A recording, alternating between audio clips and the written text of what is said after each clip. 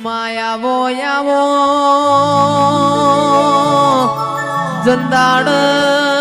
જંદાડ દેહુણાના જીવન બારના ઘેર રમેલ યતીન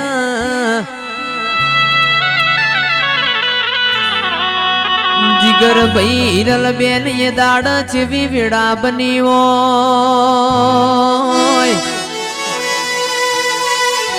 કે મોતિયા નાયકનું નાયકપણું કોઈ જોવા ના જ્યું આખા ગોમની વસ્તી મારી વિહેતની રમેલ મોયાઈ